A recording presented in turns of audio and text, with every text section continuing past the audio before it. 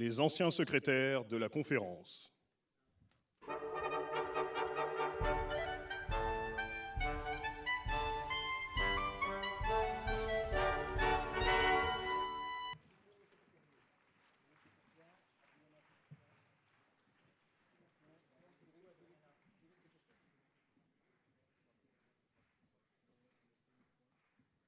Les membres du Conseil de l'Ordre.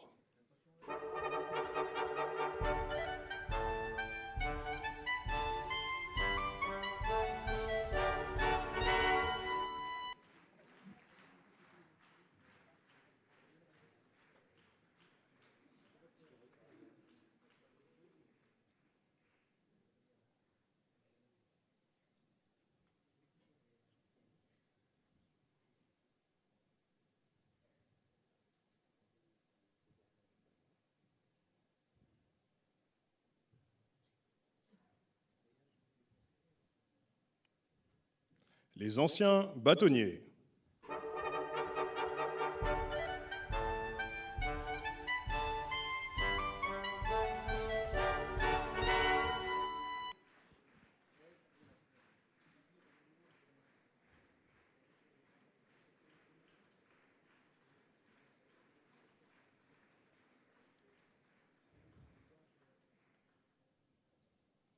Les anciens bâtonniers, membres du Conseil de l'Ordre.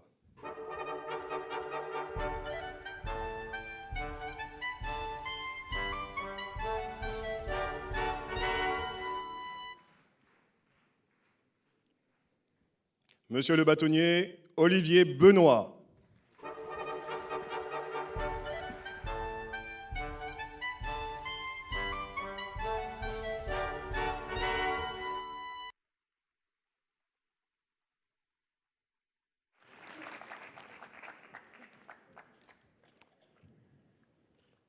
Mesdames et messieurs, je déclare ouverte la 26e rentrée de la conférence du barreau des Hauts-de-Seine et par la même occasion la 41e rentrée du barreau. J'appelle les deux secrétaires de la conférence pour 2014, Antoine Landon et Grégory Derange.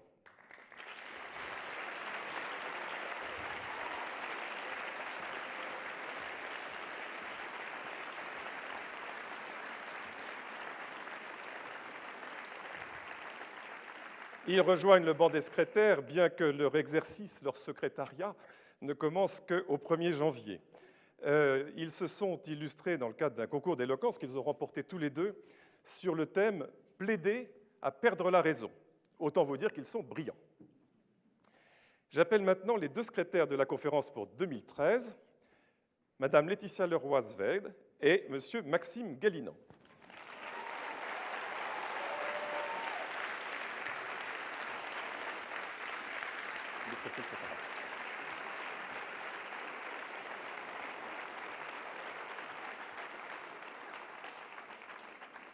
Il me revient le redoutable honneur de succéder au bâtonnier Patrick Kibel, qui est le fondateur du concours de la conférence du barreau des Hauts-de-Seine et qui m'a confié cette charge que jusqu'à présent il assumait beaucoup mieux que je ne le ferais. Donc je rappelle que le concours de la conférence est un concours d'éloquence qui permet de faire ressortir deux jeunes avocats au milieu de leurs pairs. Il faut savoir qu'il y a une centaine de candidats pressentis chaque année. Et les avocats qui sont ainsi désignés pour être secrétaires ont pour rôle, comme vous le verrez tout à l'heure, d'assurer l'animation du procès qui va se dérouler devant vous dans quelques instants. Et puis, ils accompagnent le bâtonnier dans un certain nombre de manifestations au cours de l'année qui sont le plus souvent des manifestations festives, ne nous le cachons pas. Ils appartiennent à l'association des secrétaires de la conférence qui, il faut le dire, constitue une référence pour tout le barreau. Ce sont des avocats qui ont été spécialement distingués parmi tous leurs confrères et qui concourent également, occasionnellement ou régulièrement, à l'animation du barreau. Laetitia et Maxime vont maintenant recevoir les trophées qui leur reviennent. Laetitia, toutes mes félicitations. Maxime, ceci devra orner votre bureau, je viendrai m'en assurer personnellement. Et puis vous recevez également de la part de l'ex-base ce qu'on appelle une tablette. Voilà. Vous n'avez pas le temps, malheureusement, d'y enregistrer vos discours. Ce sera pour la prochaine fois. Vous pouvez rejoindre les places qui vous sont désignées en vue du procès que vous allez animer dans un instant. Mais on commence toujours par les choses sérieuses, le discours du bâtonnier.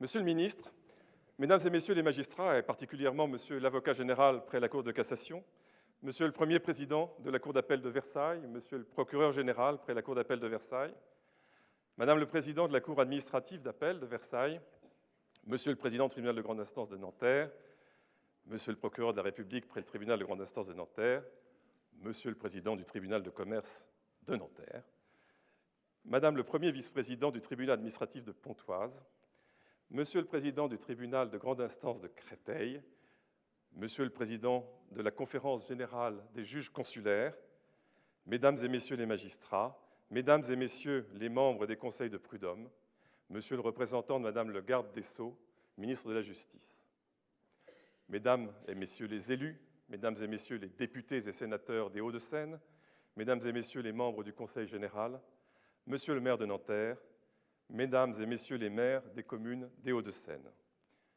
Messieurs les représentants des autorités civiles et religieuses, Mesdames et Messieurs les représentants de l'université, Monsieur le Président de la Chambre départementale des notaires, Monsieur le Président de la Compagnie des experts près la Cour d'appel de Versailles,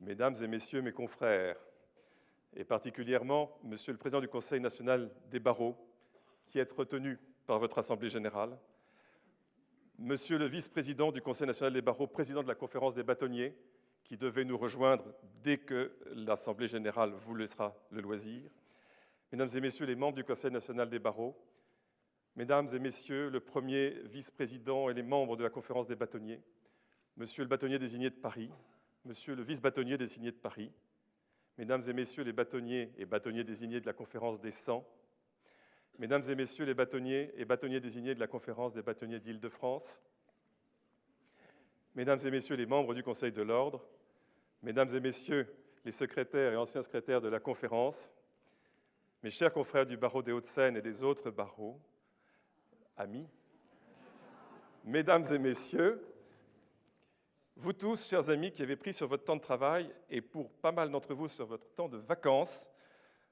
pour venir partager cette cérémonie avec nous, soyez remerciés de votre présence. Je n'ai pas fini.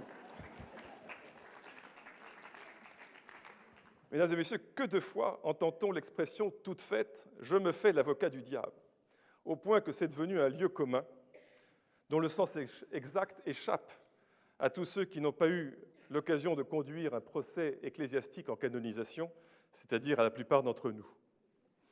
Bien, moi, je vais vous le dire, ne cherchez plus, il n'y a pas d'avocat du diable, parce que le diable, c'est l'avocat. Vous m'avez bien entendu, le diable, c'est l'avocat, et réciproquement, l'avocat, c'est le diable. Vous ne me croyez pas? Pourtant, il suffit de lire la presse, d'écouter la radio, de regarder la télévision, bref, de suivre l'actualité de ces derniers mois, pour constater avec quelle constance le discrédit est jeté sur notre profession par ceux-là même qui devraient la protéger. Qu'on en juge. Quiconque a contribué de près ou de loin à la confection de la loi, même le plus absentéiste des députés, j'ai entendu dire qu'il y en avait, même le plus somnolent des sénateurs, là je reconnais que c'est un cliché, quiconque a contribué de près ou de loin à la confection de la loi a eu le droit, pendant un temps heureusement révolu, de s'autoproclamer avocat sans autre forme de procès et sans que l'on ait à vérifier ses compétences juridiques ou ses conséquences déontologiques. Exactement comme s'il suffisait d'avoir voté le budget de la santé pour devenir médecin ou celui de l'éducation nationale pour enseigner à l'université. Et le pire est que quand les avocats s'en sont indignés, ils n'ont pas été pris au sérieux et qu'ils ont dû attendre bien trop longtemps à leur goût avant que cette mesure indigne soit révoquée. L'avocat d'affaires, vous avez entendu, j'ai mis des guillemets, l'avocat d'affaires sans qu'on discerne véritablement les contours de cette expression, dont on peut cependant penser qu'elle est répugnante. L'avocat d'affaires est si suspect qu'un temps notre profession, qui pendant des décennies a fourni aux assemblées parlementaires des bataillons d'élus, a pu craindre de se voir exclu de la représentation nationale. Vous noterez le paradoxe, n'importe quel parlementaire aurait pu devenir avocat, alors qu'un avocat ne pouvait devenir parlementaire. À l'évidence, la robe corrompt. Si les choses vont leur train, l'avocat fiscaliste, et là encore vous avez entendu les guillemets, sera bientôt présumé complice, voire co-auteur des éventuelles infractions commises par son client, si, bien entendu, il n'a pas pris la peine de le dénoncer au mépris de son secret professionnel. Je me surprends parfois à trembler à l'idée de me voir qualifié en tant que bâtonnier du barreau de Nanterre de chef de file de 2000 avocats en bande organisée. Oui, l'avocat est bien le diable, ou à tout le moins, il est fort tentant d'en faire le bouc émissaire des maux et des vices d'une société qui peine à définir et à défendre ses valeurs. Si on devait diaboliser toutes les professions dont un membre a un jour failli, ou aurait pu faillir, ou encore serait susceptible de faillir un jour, cela sentirait diablement le soufre dans les sphères les plus élevées. À cet égard, je n'ai pu que me réjouir ces derniers jours à la lecture de la loi du 11 octobre 2013 relative à la transparence de la vie publique qui vient de doter les élus et les autorités administratives d'une déontologie tendant notamment à prévenir les conflits d'intérêts. Le problème n'existerait donc pas que chez les avocats, diable. Mais ce n'est pas assez. N'a-t-on pas récemment inventé d'aller chercher dans la poche même de l'avocat les fonds servant à alimenter, assez mal, le service public que constitue l'aide juridique? Je rappelle que l'accès au droit de tous les citoyens, y compris les plus démunis, est un droit fondamental à valeur constitutionnelle. Ce droit doit être garanti par l'État, il doit être financé sur des fonds publics, comme l'a reconnu Madame le garde des Sceaux lors de l'Assemblée générale extraordinaire du Conseil national des barreaux en ce début du mois d'octobre. Songez à faire financer ce service public par ceux-là même qui ont la mission d'en assurer l'exercice relève d'un étrange paradoxe. Je ne reprendrai pas tous les exemples évoqués par Monsieur le Président du CNB lors de son allocution du 4 octobre, qui se demandait comment, notamment s'il revenait au corps médical, de financer le déficit de la sécurité sociale. On voit sans peine l'absurdité de la proposition. Dans le même temps, il a d'ailleurs été question de réduire encore l'indemnisation, je n'ose pas dire la rémunération, des avocats concourant à cette mission de service public. Je n'entrerai pas dans ce débat que vous connaissez tous, mais il n'est pas question, en tout cas c'est ma position, que l'avocat devienne la vache à lait des pouvoirs publics. Et si nous avons cru sentir que Madame le garde des Sceaux avait compris et était prête à revenir sur ces projets mortifères, nous restons très attentifs à la concrétisation de ces engagements. Non, mesdames et messieurs, ni diable, ni bouc émissaire, ni vache à lait. Non, l'avocat n'est pas une bête à cornes. Il est à la fois un auxiliaire de justice chargé de défendre et représenter ses concitoyens face à l'institution judiciaire et le conseil privilégié des particuliers, des entreprises, des collectivités publiques dans toutes les matières juridiques et fiscales. Pour cela, il a fait des études longues et spécialisées. Il a suivi une formation spécifique dans une école d'avocats. Il a prêté serment et il respecte une déontologie rigoureuse. À tous ces titres, il mérite respect et considération.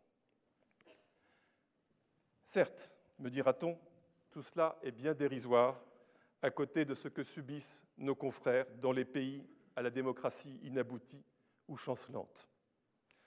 Nous avons ce soir une pensée pour tous ceux de nos confrères qui sont menacés dans leur profession, dans leur liberté et même dans leur vie, en raison de leur engagement dans la défense de la défense. L'association des anciens secrétaires de la conférence y reviendra dans quelques minutes en vous présentant un film bref mais saisissant.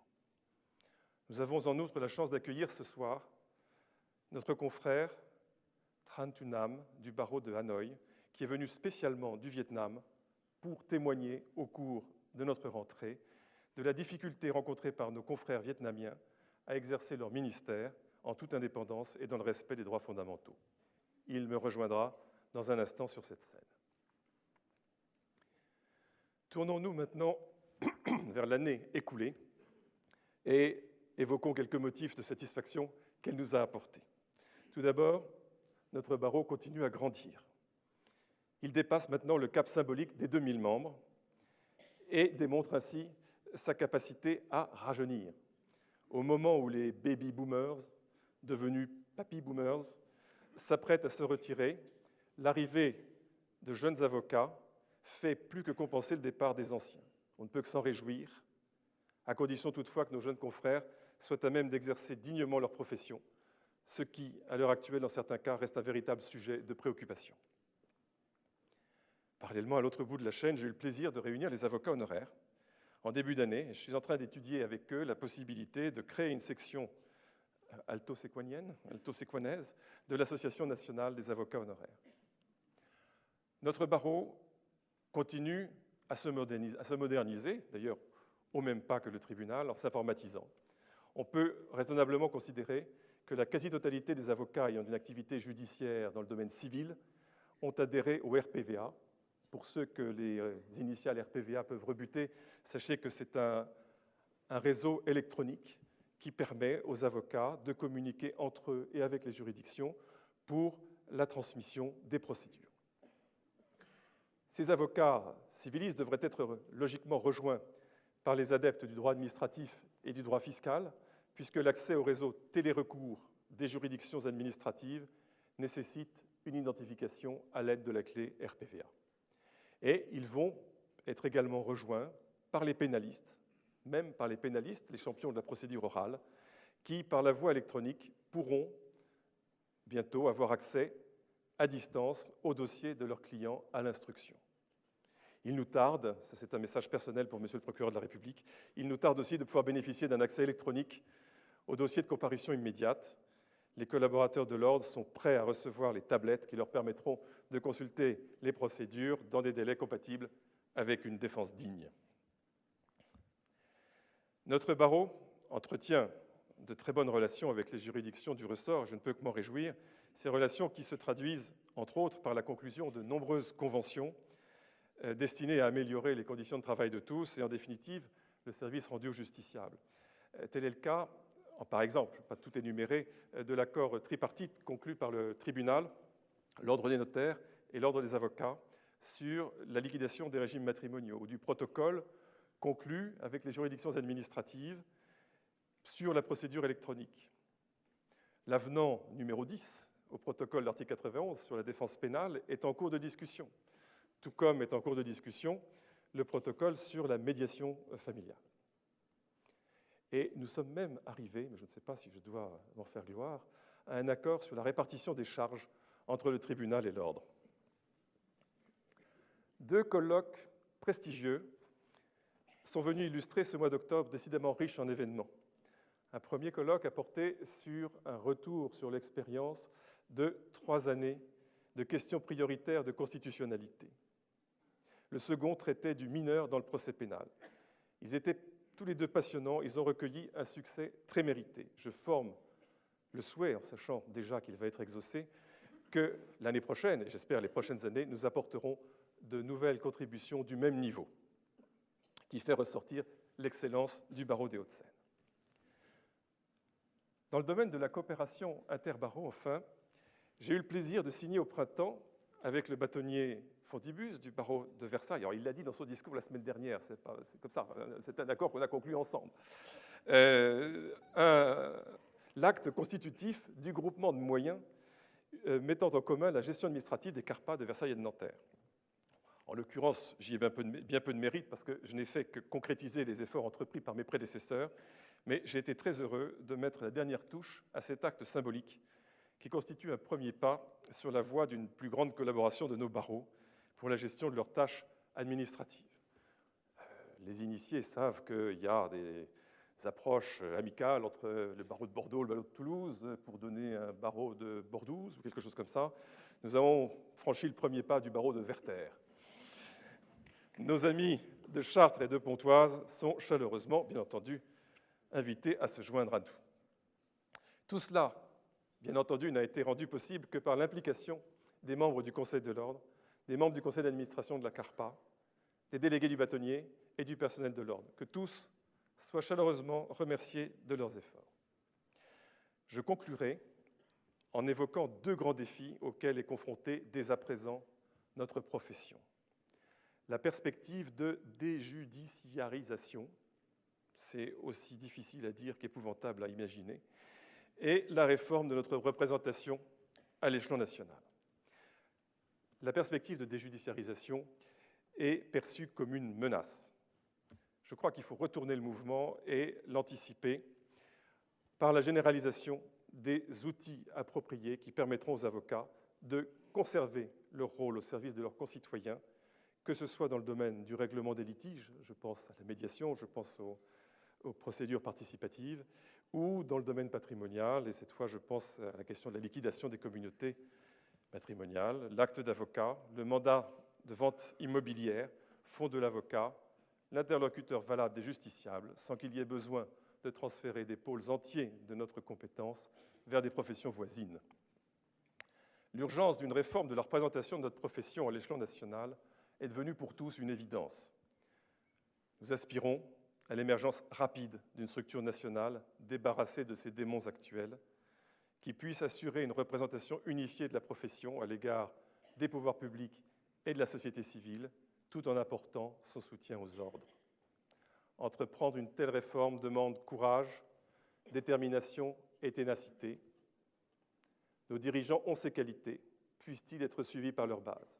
Ou alors, nous nous retrouverons en compétition avec d'autres bêtes à cornes qui se caractérisent par leur lenteur et leur capacité infinie à se replier sur elles-mêmes. J'ai nommé les escargots. Je vous remercie de votre attention.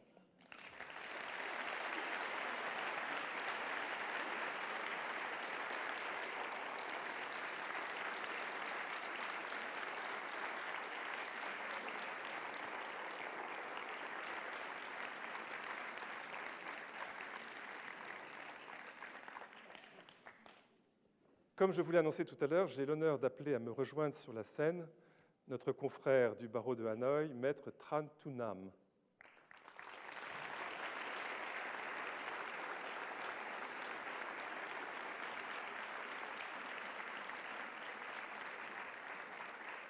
Maître Tran Thu Nam, défenseur des droits de l'homme, est à l'origine un avocat d'affaires.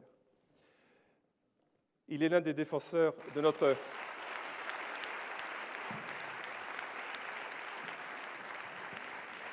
Il est le défenseur de son confrère Le Co Quan. Ce dernier est détenu sous le prétexte fallacieux de fraude fiscale, alors qu'en réalité, il est un défenseur des droits de l'homme. Maintenant qu'ils nous ont rejoints, j'ai le plaisir d'accueillir notre confrère, son interprète, M. Bui, et ma consoeur Nathalie Muller, avocat au barreau des Hauts-de-Seine et membre d'Avocats sans frontières. Nathalie et Tran Thu Nam vont nous faire part de la situation de nos confrères au Vietnam. Tran Thu Nam ne parle pas français, mais il a avec lui un interprète qui permettra la communication. Voilà. Attends, c'est Nathalie. Nathalie, tu commences. Merci, Monsieur le bâtonnier. Tran Thu Nam a commencé sa carrière juridique en 1999 dans la région de la baie d'Along. Il était dans une sorte de coopérative juridique car à l'époque, il n'existait pas de cabinet personnel au Vietnam. Donc de 1999 à 2001, il est donc stagiaire dans cette espèce de coopérative juridique et il fait d'ailleurs connaissance à ce moment-là, en 2001, de celui qui est aujourd'hui derrière les barreaux, les Co Quan. En 2002, la loi change au Vietnam et il est possible alors d'avoir des cabinets privés. Tran Thu Nam va devenir avocat d'affaires, collaborateur dans un certain nombre de cabinets d'affaires successivement, d'abord dans sa région d'origine, du côté de la baie d'Along, et par la suite à Hanoï. Il est intéressé par ce qu'il fait, le droit des affaires l'intéresse, mais il s'occupe également d'apporter son assistance aux plus démunis et il va rejoindre les quelques rares confrères qui défendent pratiquement bénévolement les plus démunis. Je dis pratiquement bénévolement parce qu'il faut savoir que ce qui pourrait ressembler à une aide juridictionnelle est à peu près payé 4,50 $ le dossier qui peut durer plusieurs années. Lors de cet exercice professionnel à l'aide des plus démunis, il se trouve confronté à deux choses qu'il exècre particulièrement, l'injustice d'une part, et le fait de s'apercevoir que la liberté d'opinion, la liberté d'expression est quasiment inexistante au Vietnam. Cela, il ne le supporte pas, et il va prendre de plus en plus de dossiers au soutien de ses plus démunis. En 2008, il termine donc sa collaboration, il va s'installer. Il va s'installer toujours en droit des affaires. Pour autant, il commence à avoir un nom à l'aide des plus démunis et viennent à lui un certain nombre de dossiers, dont la défense des catholiques au Vietnam, qui n'est pas une mince affaire parce qu'ils ont des graves problèmes, d'une part, la défense de paysans spoliés, et puis on va le voir par la suite lorsque les confrères ont eu des problèmes, dont les Quoc Quan, son ami les Quoc Quan, connu en 2001, c'est lui qui va assurer la défense de ses confrères, au motif qu'il faut bien que quelqu'un ait le courage de porter leur parole. Je précise que les familles des confrères qui ont des difficultés sont également inquiétées, ce qui fait qu'il est non seulement l'avocat de les Quoc Quan, mais également l'avocat d'un de ses frères qui est emprisonné depuis d'ailleurs avant les Quoc Quan et qui est toujours en prison sans connaître sa date de procès. Je précise d'ailleurs qu'une des cousines de Ly Quoc Quan avait été également incarcérée alors qu'elle était enceinte et a passé 3 mois en prison. Elle a perdu son bébé d'ailleurs à l'issue de sa détention. Tout cela pour vous dresser le tableau. Lorsque l'on veut faire pression sur quelqu'un, on fait pression sur sa famille, comme vous pouvez le constater. Donc il est aussi récemment d'ailleurs un homme qui n'est d'ailleurs pas un confrère. Je pense que je vais essayer de ne pas écorcher son nom. Il s'appelle Nganao. Enfin, vous me corrigerez, excusez-moi. Au mois de septembre 2013, a été condamné à 12 ans d'emprisonnement au motif qu'il aurait des activités tendant à renverser l'État, parce qu'il a des contacts avec un groupe tout à fait pacifique qui réclame la liberté d'expression au Vietnam. Et comme le dirigeant est aux États-Unis, évidemment, ça ne peut être que de dangereux terroristes. Donc cet homme, qui ne fait que appartenir à ce groupe-là, vient d'être condamné à 12 ans de détention. Son procès était passé complètement inaperçu, il n'avait pas de défenseur, et c'est donc Nam, Tran Tu Nam, qui est maintenant son défenseur en cause d'appel. J'ai personnellement rencontré Nam au mois de juillet dernier parce que j'étais chargée par Avocats sans frontières de tenter d'assister au procès de Ly Quoc Quan qui devait se tenir, si mes souvenirs sont bons, le 9 juillet 2013 devant la Cour populaire de Hanoï.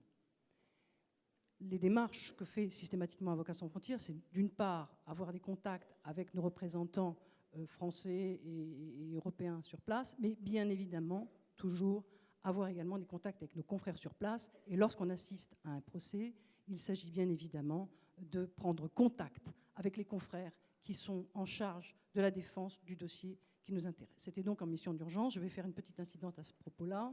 Ça fait partie des activités d'Avocats sans frontières que de faire des défenses d'urgence. Et je remercie infiniment un certain nombre de représentants de barreaux qui sont là. Je remercie aussi des cabinets.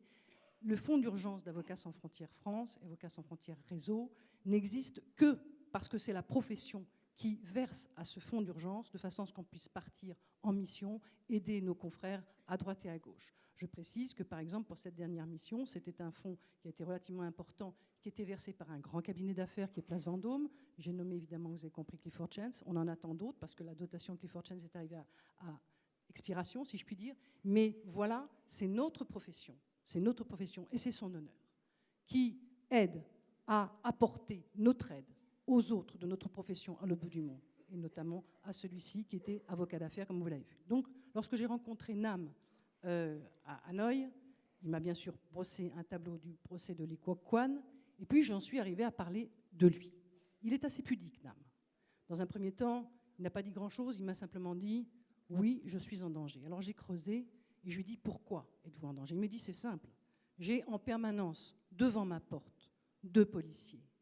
J'ai le bailleur, le propriétaire des murs de mes locaux, qui a pression de la part de la police de la sécurité pour arrêter son bail à mon égard, pour que je n'ai plus de bureau. Il a des tas de pression de ce genre de choses, et de cette façon. Et il m'a dit incidemment aussi, je m'attends à être arrêté à n'importe quel moment. Je dois dire que ceci a eu un grand écho chez moi parce qu'il y a déjà quelques années, j'étais en mission encore pour Avocats sans frontières pour un autre confrère, Ly Cong Dinh, qui lui-même était un défenseur d'autres confrères en prison, Nguyen Van Dai, etc. Et à l'époque, nous avions repéré quelqu'un qui était peut-être en danger. On était fin 2009 et en 2010 aussi. Et à l'époque, on nous avait parlé d'un nommé Lee Kok-Kwan. Et qu'arrive-t-il avec Lee Kok-Kwan aujourd'hui? C'est lui qui est en prison maintenant. Donc lorsqu'on se dit Tran Tunam est peut-être le prochain sur la liste, lorsque Tran Tunam vous dit sincèrement, et je vous assure qu'il n'est vraiment pas quelqu'un à se mettre en avant, vous dit le prochain sur la liste, c'est peut-être moi, je ne sais pas quand je vais être arrêté, c'est effectivement ce qui peut lui arriver. Au mois de juillet, on n'a pas pu avoir l'audience du procès de Lee Kok-Kwan parce qu'il a été reporté sine die au motif qu'un juge était malade. La véritable raison était que des paysans étaient venus du centre du Vietnam et avaient l'intention de manifester, comme on peut manifester au Vietnam, c'est-à-dire partir de l'église où ils auraient été, et puis venir en procession jusqu'au tribunal. Et dans ces conditions, le procès a été reporté, il était reporté sine die, et il a eu lieu au mois d'octobre. Dans la salle, il y a aujourd'hui, invité également par M. le bâtonnier, notre consoeur Laure Desforges du barreau d'Épinal, qui a fait essayer d'aller à cette seconde audience du mois d'octobre. Elle n'y a pas eu accès. Elle a même été intimidée par les gens de la sécurité publique qui sont venus lui rendre visite et qui lui ont dit qu'elle avait absolument interdiction à s'approcher du tribunal, enfin de la cour de Hanoï, alors qu'officiellement c'était un procès public, puisqu'officiellement Lee Kok-Kwan est poursuivi pour des histoires de fiscalité. Donc voilà la situation au Vietnam. Voilà cet homme que personnellement j'admire beaucoup, qui a 37 ans, qui a 2 petites filles adorables, une femme qui étudie le droit et qui sera bientôt avocat, qui pourrait être tranquille, qui était à l'origine dans un barreau d'affaires et qui est simplement devant vous en disant « Voilà, je vous remercie beaucoup de prêter attention à mon cas ».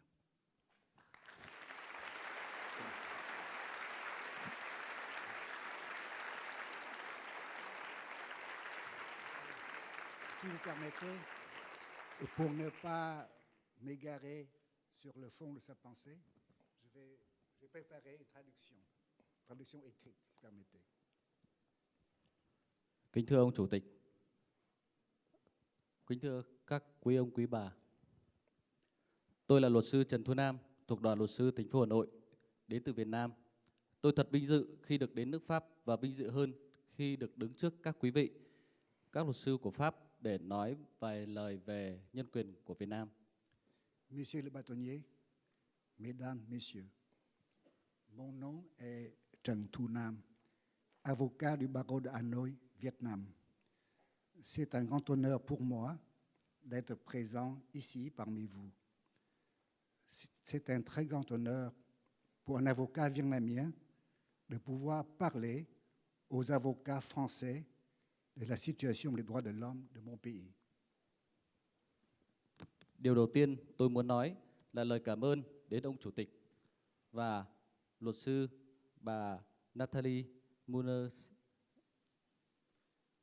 Hai luật sư này đã giúp đỡ tôi trong một số những vụ án nhân quyền tại Việt Nam và đưa tôi đến đây để có cơ hội đứng trước các quý vị. Mais avant tout, permettez-moi de remercier Monsieur le bâtonnier des Hauts-de-Seine et Madame Nathalie Müller de l'ONG Avocats sans frontières. Vous m'avez aidé dans la défense des droits de l'homme au Vietnam et avez créé des conditions qui me permettent de venir en France pour être le porte-parole de mes collègues avocats qui n'ont pas droit à la parole dans leur propre pays. Tôi bắt đầu tham gia luật sư từ năm 1999. Công việc chủ yếu của tôi là tham gia tư vấn cho các doanh nghiệp, bào chữa cho các vụ án đơn thuần không liên quan đến chính trị. Je suis entré dans le métier d'avocat en 1999. À ses débuts, je m'occupais surtout des litiges en affaires, des cas qui n'ont aucun rapport avec la politique ou les droits de l'homme. Đến năm 2009, tôi bắt đầu tham gia các vụ án nhân quyền, bắt đầu lên tiếng về những vi phạm của nhà nước Việt Nam về quyền con người. Rất nhiều người hỏi tôi rằng tại sao công việc đang tốt đẹp lại tham gia những vụ án nhân quyền, tham gia những vụ án như vậy sẽ gặp rất là nhiều những khó khăn, có thể bị bỏ tù như các luật sư Lê Quốc Quân, Nguyễn Văn Đài, Lê Công Định, Lê Thị Công Nhân. En 2009, je participe à des procès concernant les droits de l'homme, élever ma voix contre les atteintes des autorités aux droits humains. Beaucoup de personnes m'ont demandé pourquoi je quitte de si bonnes affaires pour me lancer dans les droits de l'homme. Je risquerais de rencontrer d'énormes difficultés et surtout de me faire emprisonner comme mes collègues, Lê Quốc Quân, Nguyễn Văn Đài, Lê Công Định, Lê Thị Công Nhân. Tôi nói với họ rằng quyền con người trong đó có quyền tự do phát biểu, chính kiến, tự do hội họp, tự do đi lại, biểu tình là những quyền cơ bản của con người đã được quốc tế công nhận tại bản tuyên ngôn quốc tế về quyền dân sự và chính trị năm 1966. Je leur ai répondu ceci. Dans les droits de l'homme, il y a le droit d'exprimer son opinion, le droit de se réunir, le droit de circuler, le droit de manifester. Ce sont des droits fondamentaux de l'homme dans les textes mêmes de la Déclaration universelle sur les droits du citoyen en 1966. Nếu chúng ta không được thực hiện những quyền cơ bản đó thì cuộc sống giàu có cũng không có ý nghĩa gì. Luật sư là những người hiểu biết pháp luật mà không dám nói lên sự thật, không dám bảo vệ những quyền cơ bản của con người thì có lẽ không nên làm luật sư. Và nếu chỉ để kiếm tiền thì có rất là nhiều việc khác để kiếm tiền. Si nous n'arrivons pas à réaliser ces droits fondamentaux, notre vie, même dans la richesse, n'aura pas de sens. Un avocat est un homme qui connaît la loi. S'il n'ose pas dire la vérité, s'il n'ose pas défendre les droits fondamentaux de l'homme, peut-être il vaudrait mieux pour lui de changer de métier. Si c'est gagner de l'argent, alors il existe 1000 autres façons. Vì vậy, các luật sư như Lê Quốc Quân, Lê Công Định, Nguyễn Văn Đài, Lê Thị Công Nhân và tôi sẵn sàng chấp nhận tù đầy để người dân Việt Nam được hưởng những quyền cơ bản của con người đã được quốc tế công nhận và bảo vệ. C'est pourquoi les avocats comme Lê Quốc Quân, Lê Công Định, Nguyễn Văn Đài, Lê Thị Công Nhân et moi-même, nous acceptons d'être arrêtés et emprisonnés pour que d'autres femmes et hommes du Vietnam puissent avoir la possibilité d'obtenir des droits fondamentaux pour une vie digne, des droits reconnus et défendus par les démocraties. Đến nay, tôi không còn đơn độc. Tôi đã có nhiều người bạn là các luật sư, các nước châu Âu. Các chính phủ của các nước cũng đã lên tiếng ủng hộ các luật sư chúng tôi. Trong đó có một người bạn đặc biệt là Madame Nathalie Müller. Maintenant, désormais, je ne suis plus tout seul. J'ai des amis avocats qui me soutiennent de France et d'Europe. De nombreux gouvernements de nations libres m'écoutent. Et particulièrement, j'ai à mes côtés Madame Nathalie Müller, des Avocats sans frontières. Luật sư bà Nathalie Müller đã trực tiếp đến Hà Nội để tìm hiểu vụ án Lê Quốc Quân, tìm cách để tham dự phiên tòa của ông Lê Quốc Quân và chúng tôi đã có vài ngày làm việc tại Hà Nội. Elle est venue à Hanoï pour connaître le dossier du procès Lê Quốc Quân. Elle a tenté d'assister à son procès. Nous avons travaillé plusieurs jours ensemble. Việc bà Nathalie Müller cùng một số các luật sư quốc tế khác đến Việt Nam để tìm hiểu các vụ án nhân quyền, lên tiếng về các vụ án này đã tác động rất lớn đến chính quyền Việt Nam. Qua những việc giúp đỡ của các bạn, nhân quyền Việt Nam đã có nhiều dấu hiệu cải thiện tích cực, việc bắt bớ xét xử các vụ án chính trị đã giảm bớt đáng kể. Ce qu'a fait Madame Nathalie Müller, comme d'autres avocats internationaux, sur place et ont exigé la clarté et la justice de ces procès, ont un effet très significatif. Par vos aides, les droits de l'homme ont quand même évolué dans le bon sens. Tuy nhiên, luật sư Lê Quốc Quân vừa bị xét xử sơ thẩm với mức án 30 tháng tù giam, sắp tới sẽ xét xử phúc thẩm. Ngoài ra, còn một số luật sư khác như Lê Công Định, Nguyễn Văn Đài, Lê Thị Công Nhân, sau khi phải chịu nhiều năm tù liên quan đến các tội danh chính trị, hiện nay họ vẫn đang bị quản chế tại một không gian nhỏ ở địa phương mà không được đi lại tự do. họ đáng được vinh danh hơn tôi ngày hôm nay. Cependant, l'avocat Lê Quốc Quân a été condamné à 30 mois de prison ferme en première instance. Et prochainement, il passera en jugement en appel. En outre, d'autres avocats comme Lê Công Định, Nguyễn Văn Đài, Lê Thị Công Nhân, après de nombreuses années d'emprisonnement, subissent le régime de résidence surveillée et ne peuvent circuler librement. Sans modestie aucune, je pense qu'ils méritent, plus que moi, l'honneur d'être là aujourd'hui. Vì vậy, tôi mong muốn các bạn tiếp tục lên tiếng để giúp đỡ các luật sư Việt Nam và giúp đỡ về nhân quyền của Việt Nam. C'est pourquoi je vous demande de continuer à aider ces avocats précédemment cités et à soutenir les droits de l'homme au Vietnam. Gần đây có một số luật sư Paris đã kết hợp với Đại sứ quán Pháp tổ chức hội thảo truyền đạt một số kinh nghiệm về nghề nghiệp cho các luật sư ở Hà Nội. Tôi mong muốn các bạn giúp đỡ các tổ chức các buổi đào tạo về nhân quyền cho các luật sư Việt Nam nếu có thể. Dans un passé récent, des avocats de Paris ont organisé avec l'ambassade de France un colloque pour partager leurs expériences avec les avocats de Hanoï. J'espère que vous puissiez organiser des séances de formation pour nous, les avocats vietnamiens. Tôi còn rất nhiều điều muốn trao đổi, muốn nói với các bạn để các bạn giúp đỡ, nhưng tôi đã chiếm rất nhiều thời gian quý báu của các bạn. Tôi mong các bạn tiếp tục quan tâm đến luật sư Việt Nam, quan tâm đến nhân quyền của Việt Nam và đặc biệt là quyền con người của người dân Việt Nam. Bien sûr, j'ai encore beaucoup de choses à vous dire, à vous demander, mais déjà, j'ai pris beaucoup de votre temps. Aidez les avocats des droits de l'homme au Vietnam, aidez à améliorer les droits de l'homme au Vietnam.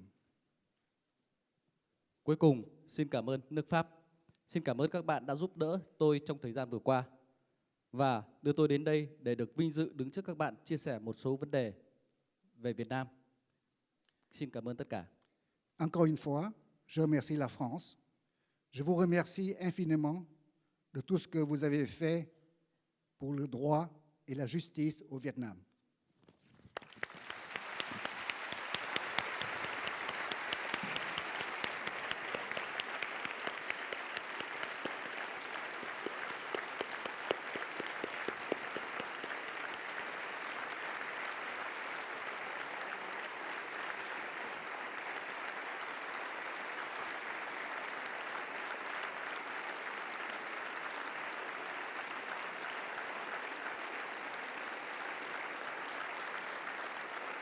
Quel succès!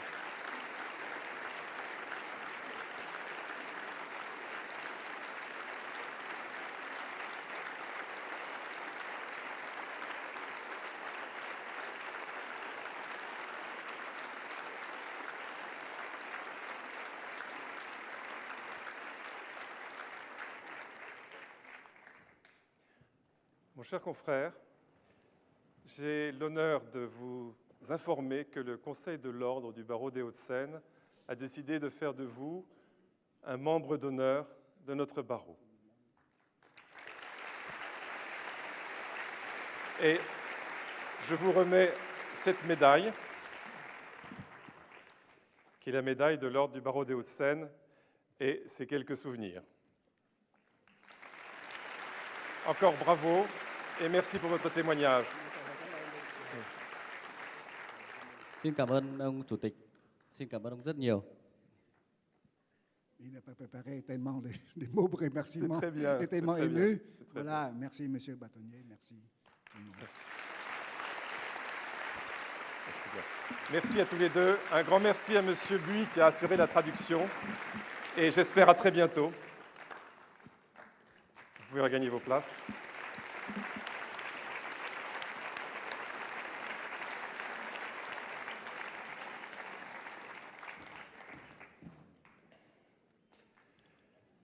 Dans la ligne de ce témoignage très émouvant que nous venons d'entendre, l'Association des secrétaires et anciens secrétaires de la conférence a préparé un film bref, dense et émouvant, évoquant les avocats victimes de leur engagement au service des droits de l'homme. Je vous invite maintenant à regarder ce film.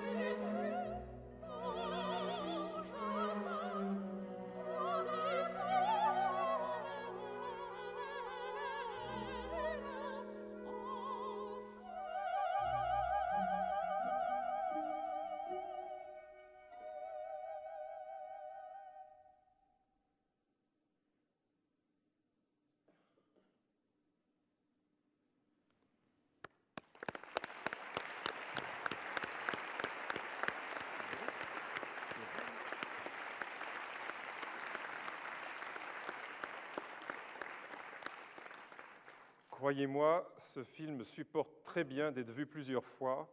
Vous pourrez le regarder à nouveau sur le site de l'Ordre. Une fois encore, notre tradition va être respectée.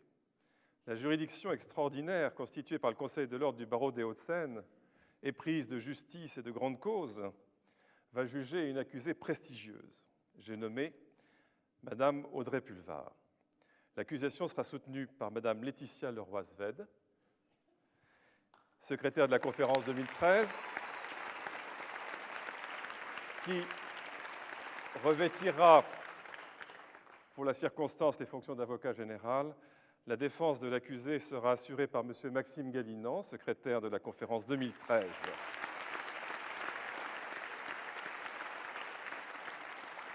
Garde, faites entrer l'accusé.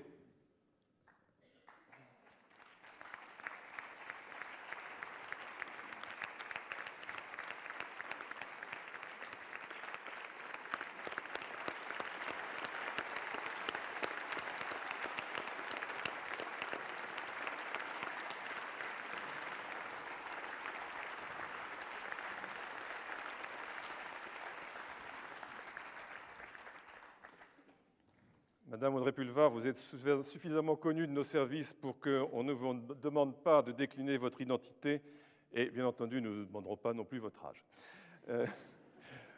Madame l'avocat général, vous avez la parole. Je vous remercie, Monsieur le Président.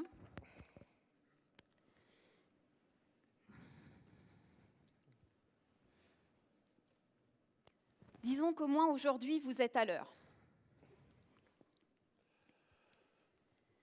Ma chère Laetitia, je t'ai bien aperçue la semaine dernière à l'Élysée, mais je n'ai pas osé te déranger. Je suis par ailleurs moi-même, comme tu le sais, en plein bras de fer pour dépouiller le budget de l'aide juridictionnelle des avocats. Ils s'insurgent, je ne m'en sors pas. Ces avocats, quelle bande de rapias.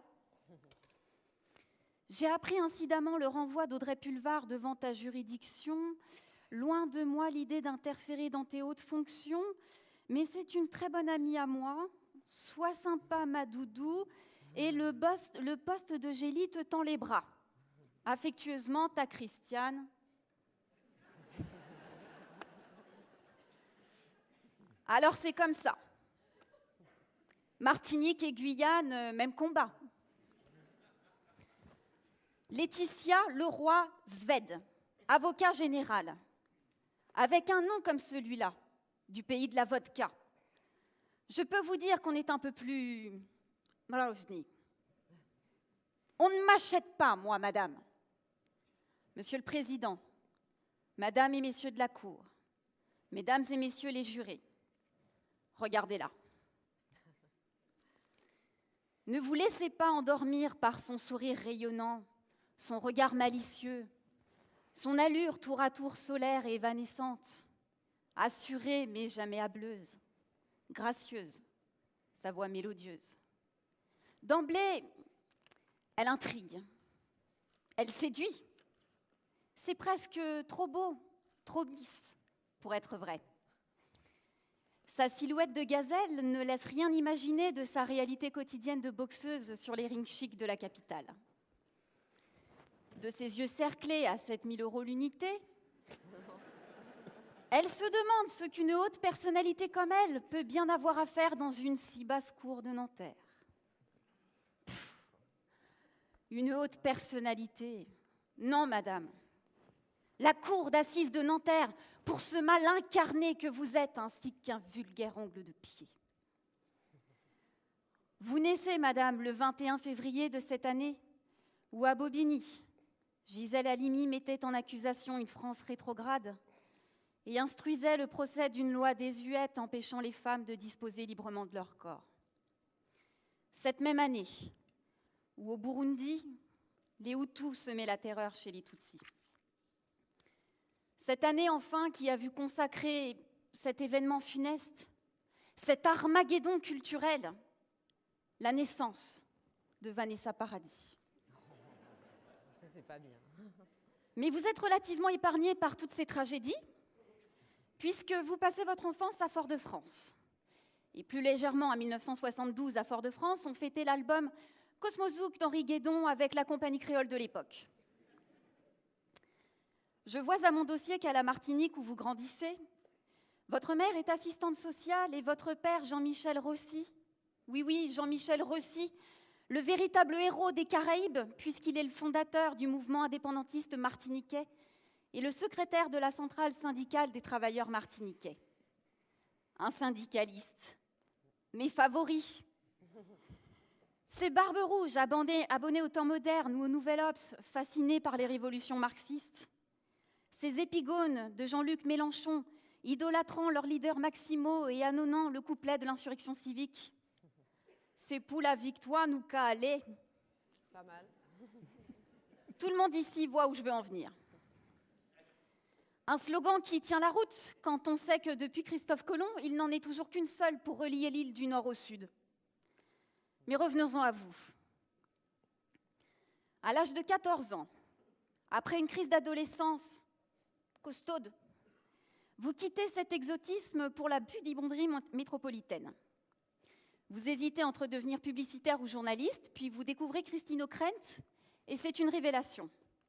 Christine O'Krent, deuxième femme blanche après Hélène Vida à présenter le journal de 20 heures, et aussi compagne de Bernard Kouchner. Force est de constater qu'elle ne vous a pas inspiré qu'une vocation professionnelle. Mais j'y reviendrai un petit peu plus tard. C'est au prix d'une vie estudiantine quasi monastique que vous parvenez à majorer l'école supérieure de journalisme à Paris et c'est l'épuisement. Quand on voit le rythme de vie sur l'île, finalement rien d'étonnant. Las d'attendre les quotas pour les minorités visibles, vous regagnez vite la Martinique, vous complaire dans tout ce qui est futile et débutez comme stagiaire sur ATV. ATV, Antillaise Télévision au slogan énergisant, ATV, c'est ma télé. Jacques Séguéla est encore sous le choc d'une telle créativité. La ligne éditoriale n'est pas en reste avec des reportages de qualité sur l'épineux phénomène philosophico-métaphysico-sociétal, la cuisson de la banane plantain. Oh, n'importe quoi. Mais pour vous, ce n'est pas assez. Et vous ne résistez pas à l'envie de vous montrer. ATV, LCI, TV5, le journal régional France 3 Marseille et enfin, la consécration, le Graal, la coco sur le gâteau, la présentation du journal de 20h le soir 3, la première femme noire à présenter un journal télévisé. Du moins, je le croyais. Beaucoup voyaient en vous le porte-drapeau de la communauté martiniquaise. Me concernant, je trouve l'idée de faire de vous un symbole au moins aussi saugrenu que de porter des SK au ministère de la Condition féminine. Quand on voit le mal que vous vous êtes donné pour essayer de faire oublier votre couleur avec vos cheveux lissés, votre chignon bien tiré, votre air glacé et vos tailleurs monochromés. Sans même cet apparat d'avocat général, madame, je faisais plus noir que vous. Imitez qu'à des thèmes.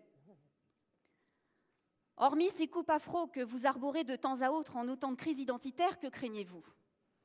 Notre ministre de la Justice, bien que propulsée par hasard à ce poste à la faveur d'une conception intégriste de la parité, a-t-elle renoncé une fois sortie de son île à ses tresses et à ses goûts colorés?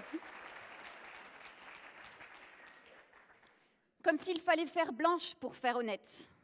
Les avis divergents, les esprits critiques, les caricatures acceptées sont autant de remparts contre le magistère vitupérant en cours au Venezuela ou la glaciation mortifère qui règne en Corée du Nord. Mesdames et messieurs les jurés, qu'importe le mensonge de cette femme dans l'histoire de la télévision, provoquez à la vérité, je veux répondre au défi. Je vous accuse, madame, d'avoir, sur le territoire national et depuis temps non prescrit, troublé régulièrement l'ordre public, exercé illégalement la profession de journaliste, usé et abusé d'une fausse qualité, et vous êtes associé avec autant de malfaiteurs dans une perspective d'un abrutissement des masses. Pour votre défense, vous choisissez la firme Ernst & Young en la personne de Maître Galinan.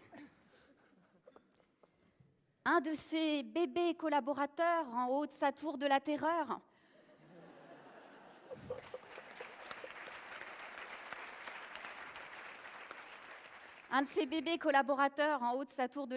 que l'on nourrit d'audits à tétés sur les 10 années qu'il faut pour les sevrer. Nul doute que le montant de ces honoraires n'a d'égal que le prix de la monture de vos lunettes. Je vous rappelle, madame, ce vieux mot de Balzac. À l'origine de toute fortune se dissimule un crime caché. Mais un crime caché, que dis-je? Un crime parfaitement assumé. Fin 2008, en plein complexe d'Oedipe. Vous êtes la seule personnalité de France 3 à participer à la manifestation contre la suppression de la publicité. Puis nommé à la direction éditoriale du magazine Les Inrecuptibles, vous publiez cet édito de qualité contestable. Mariage, adoption, procréation, oui, la gauche doit mettre la langue. Un parti que l'on connaît déjà pour ses inélégances et ses turpitudes. Il ne suffisait pas qu'Harlem Désir se sépare de Jack Lang pour Frédéric Mitterrand, que François Hollande quitte Ségolène Royal et conduite par Jean-Marc Ayrault pour Valérie Trierweiler, elle-même pas encore divorcée de la 8e fortune de France. Autant de mélanges des genres et des langues en un joyeux bordel qui n'est pas sans satisfaire une certaine clientèle habituée du Carlton. Non, non, vous n'avez pas résisté à l'envie de vous démarquer vous aussi et avez sauté sur votre consoeur Enora Malagré qui, par ce langoureux baiser, en a perdu jusqu'au sens de sa sexualité. Cyril Hanouna vivait, dixit, l'un des plus beaux moments de sa vie. Il pouvait repartir tranquille, à ce moment précis, personne n'avait touché à son poste. Dans cette hypertrophie de la vulgarité, je ne suis pas surprise que les décolletés et même la transparence soient légion dans chacune de vos apparitions. Des collants improbables, des jupes parfois si courtes qu'elles en font pâlir de jalousie jusqu'à la plus large de mes ceintures. Le 13 mai 2013, vous débarquez au Georges V à l'occasion du Global Gifts Gala en mini-short, talons et décolleté. Paraît-il que le concierge, par mégarde, lui aurait indiqué la chambre 623, précisant de rester discrète et de partir une fois l'hôtel endormi. Lorsqu'en 2003, le brillant, l'excellent, l'actuel président Sarkozy... Je rectifie. Lorsqu'en 2003, le brillant, l'excellent, l'actuel président... Je vais finir par y arriver. Lorsqu'en 2003, le brillant, l'excellent, l'ancien président Sarkozy prit la décision d'en finir avec le racolage actif, nul doute que c'est votre silhouette qu'il avait en filigrane. Votre humanisme doctrinaire, votre dogmatisme compassionnel, votre certitude, pour ne pas dire votre arrogance, de vous trouver par nature du bon côté de l'histoire et de la morale font des heureux. Lorsque je vois l'œil humide de mes confrères du premier rang et la buée à peine estompée des lunettes de votre défenseur, je me félicite qu'il y ait encore des hommes comme Nicolas Sarkozy que les pulsions n'ont pas bruni.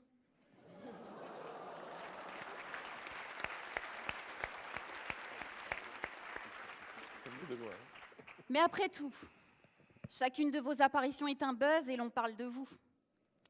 Plutôt à droite pour une femme de gauche. Car à l'instar de vos tenues, la vérité nue la voilà.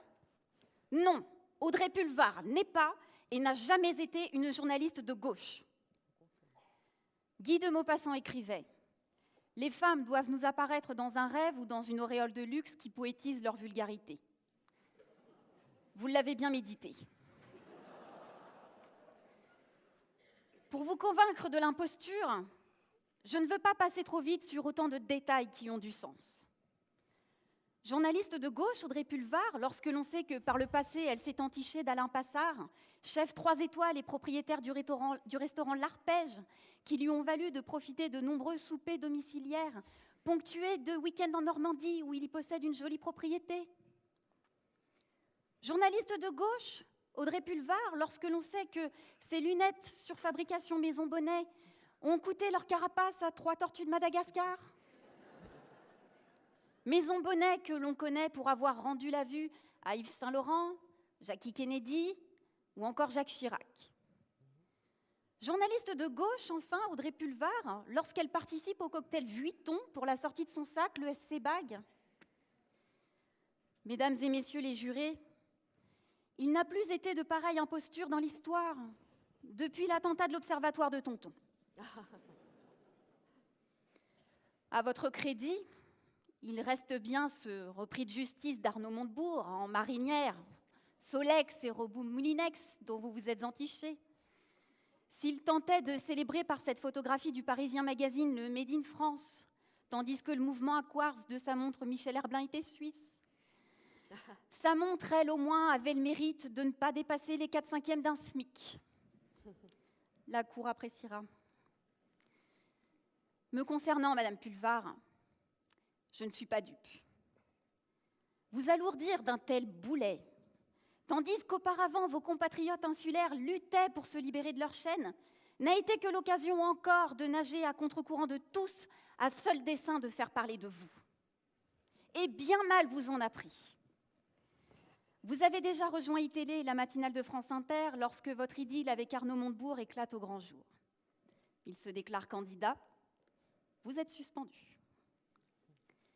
Vous déclarez dans l'une de vos auditions « J'ai cru pouvoir être jugé sur pièce, à tort ».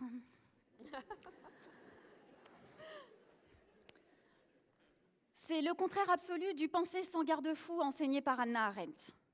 Anne Sinclair, Béatrice Schoenberg, ces noms ne vous disent donc rien? Je vous l'aurais garanti, Madame Pulvar. Pour une journaliste, révéler sa relation avec un homme politique, c'est comme applaudir d'une seule main. Ça ne sert à rien. Mais en princesse rebelle et après une vive polémique sur cette éviction, vous avez cru bon de vous imposer à nouveau sur France Inter pour des interviews non politiques. Après tout, je vous le concède, il vaut mieux être belle et rebelle que moche et remoche. Natacha Polony. La savante Natacha Polony devient votre nouvelle acolyte dans l'émission « On n'est pas couché » de Laurent Ruquier. Mais l'ombre séditieuse d'Arnaud Montebourg vous rattrape à nouveau et vous devez quitter l'émission. C'en est trop pour vous. Et vous quittez votre fidèle destrier. Pour vous sauver des abîmes, vous changez donc de monture, gardez vos lunettes et rejoignez Direct 8. Non sans une certaine audace, puisque votre carte de presse n'a jamais été renouvelée. D'aucuns, dont je fais partie, doutent même de sa délivrance originelle tout court. À toutes fins utiles, je rappelle à notre jury averti ici présent que Direct 8 est la chaîne politique, culturelle et d'information qui propose à la fois les animaux de la 8, ou comment découvrir avant le rôti dominical la reproduction du castor en Laponie, Voyage au bout de la nuit, ou comment se faire lire à des heures improbables le rouge et le noir de Stendhal par autant de gourdes que de blondes hyperoxydées. Touche pas à mon poste, à qui l'on doit l'éclosion musicale d'un Sébastien Patoche qui nous a tous touchés par la richesse de ses textes. Je ne suis donc pas étonnée de vous retrouver sur Direct 8 à comploter avec Roselyne Bachelot, Laurence Ferrari, Absa Toussi, Elisabeth Bost, pour tenter de nous abrutir massivement avec des chroniques telles que « Quoi de neuf, docteur? Pour votre bien, touchez vos seins ». C'est vrai, c'est important. J'ai entendu. Je regrette qu'il n'y ait que les anglo-saxons pour voir la télévision aussi respectable que la radio ou le cinéma. Elle est chez eux le vecteur d'une expression artistique populaire solide qui remonte au théâtre de Shakespeare, en passant par les mélodrames ambulants du XIXe siècle aux États-Unis, les comédies musicales de Broadway et du West End londonien.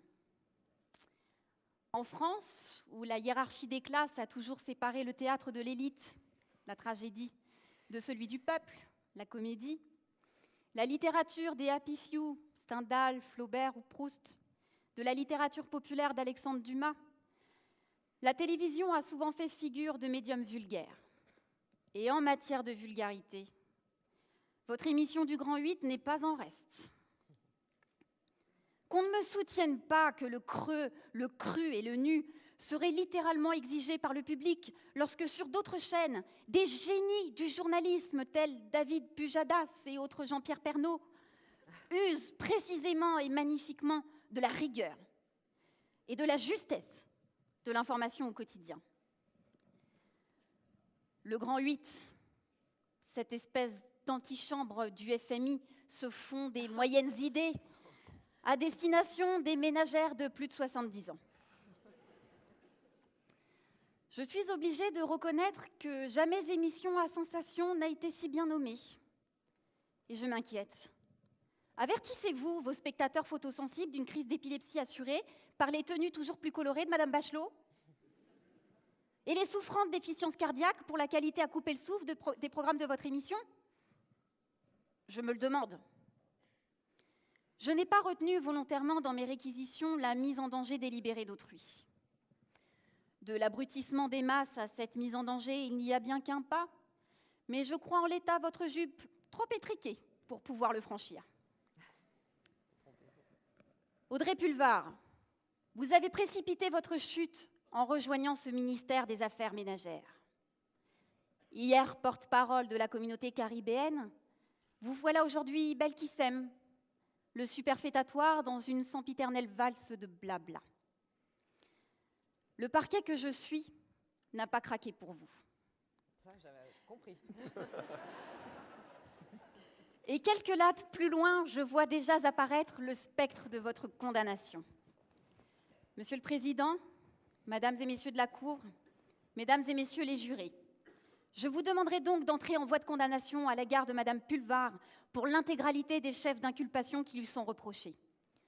Vous retiendrez que les faits ont été accomplis avec cette circonstance aggravante d'un physique trop parfait, à dessein de nous tromper. En répression, je vous demande d'ordonner la saisie de ses lunettes et de la condamner au port d'une monture sécurité sociale.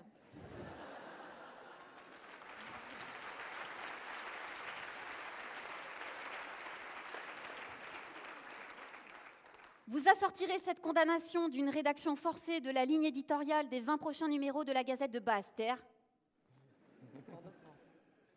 Mesdames et Messieurs les jurés, nettoyez, balayez, astiquez et justice nous calez.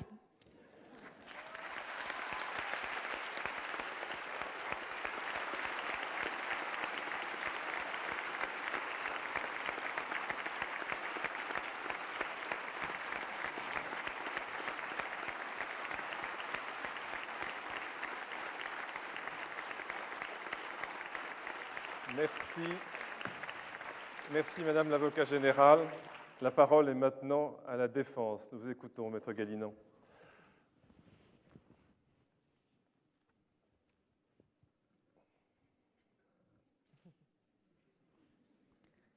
Monsieur le Président, Mesdames et Messieurs de la Cour, Mesdames, Messieurs les jurés, vous vous surprenez sans doute à me voir debout à cette barre, moi, le responsable de l'évasion fiscale de Jérôme Cahuzac, moi qui ai contribué à faire échapper des avions remplis d'or vers la Suisse, moi, grâce à qui les milliards des grands de ce monde dorment tranquillement aux Bahamas.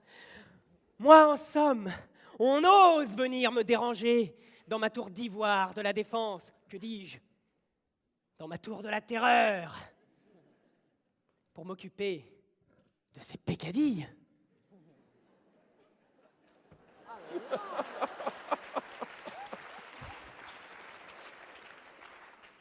Et pourtant, je suis bien là. Oui, j'ai accepté sans condition, hormis tout de même mes 500 000 € d'honoraires, de venir ce soir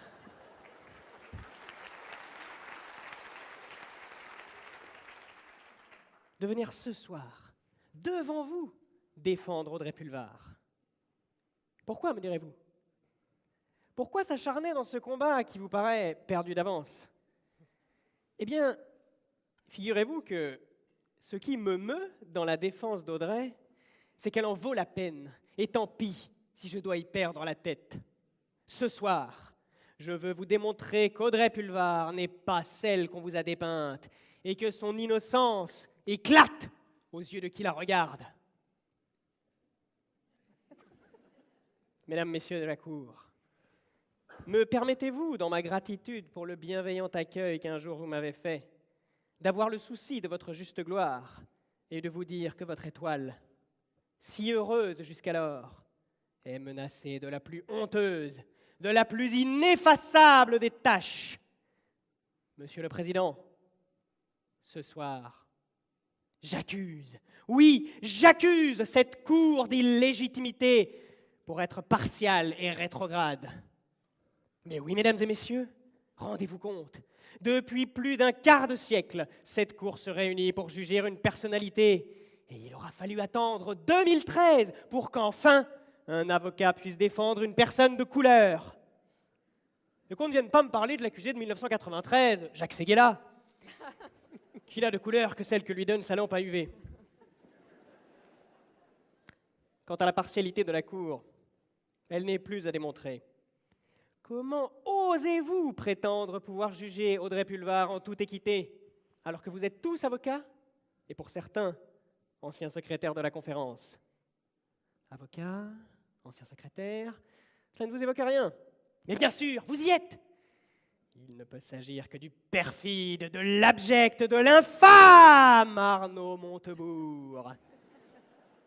Ancien premier secrétaire d'un grand barreau voisin pour lequel vous éprouvez une sympathie coupable. Dès lors, comment juger aujourd'hui en toute impartialité? Une seule solution s'imposait, bien connue des avocats du barreau des Hauts-de-Seine. Ce soir, j'aurais pu demander, pour cause de suspicion légitime, le dépaysement du dossier de la cour d'assises de Nanterre vers la cour d'assises de Basse-Terre.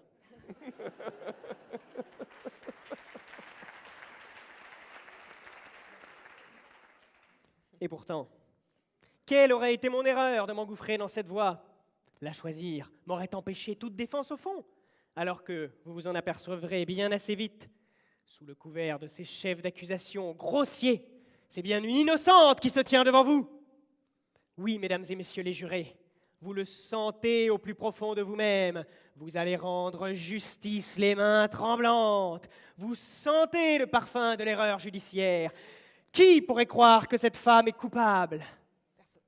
Ah, le néant de cet acte d'accusation. Qu'une femme puisse être condamnée sur cet acte, mais c'est un prodige d'iniquité. Monsieur le Président, ce soir, devant vous, je ne veux pas me prendre pour le gratin des avocats, non.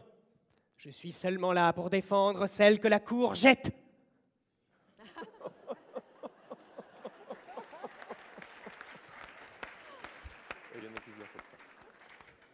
Regardez-la.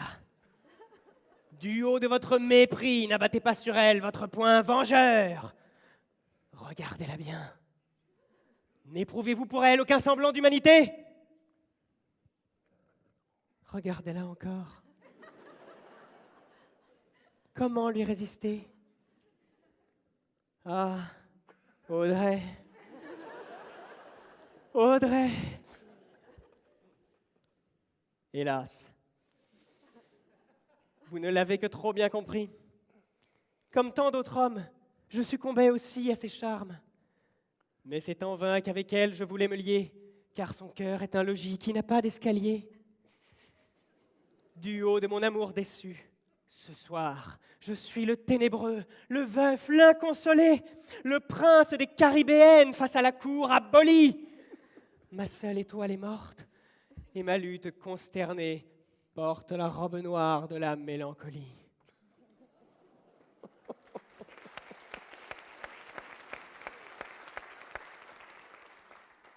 Il était bien trop tard lorsque je le compris.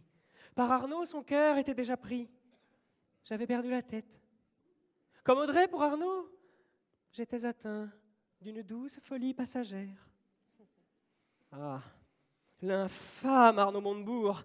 Ah, j'aurais tant voulu la sauver de ses griffes, j'aurais tellement voulu le détruire, l'anéantir, le pulvériser! Mais comment faire face à ce héros de notre temps? Pour Audrey, comment lui résister? Quoi de plus normal pour cette féministe que d'être attirée par un homme qui jadis porta la robe? Quoi de plus légitime pour cette native de la Martinique que d'être attirée par l'homme qui se croit le plus fort de France?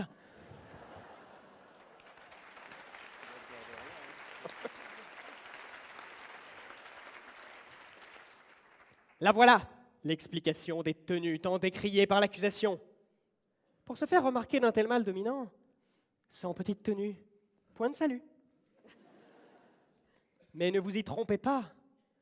Sous ces dessous affriolants se cache une femme sensible qui, sous ses airs de femme fatale, ne voulait être qu'aimée. Et c'est ce qu'avait bien compris l'ignoble Arnaud Montebourg, lui qui fit d'Audrey une marionnette entre ses mains, un argument électoraliste pour s'attirer les bonnes grâces de minorités auprès desquelles il devenait soudain visible. Elle l'aimait de tout son être. Pour lui, elle aurait accompli l'impossible. Elle en était folle. C'est pourquoi, devant une telle abolition du discernement causée par une passion amoureuse trompée dès l'origine, je vous demanderai, mesdames et messieurs de la Cour, mesdames et messieurs les jurés, de retenir l'irresponsabilité d'Audrey Pulvar, du chef de trouble à l'ordre public. Mais de cette insouciante bluette découlent, hélas, d'autres funestes conséquences. Non contente de connaître une relation tumultueuse avec Arnaud, aveuglée par son amour qui lui fit perdre la raison, la pauvre Audrey en perdit également son poste sur France Télévisions et sur France Inter. Mais quelle injustice! Quand on sait que Valérie Trierweiler est actuellement grand reporter à Paris Match, alors que son conjoint lutte à la barre d'un pédalo France en perdition.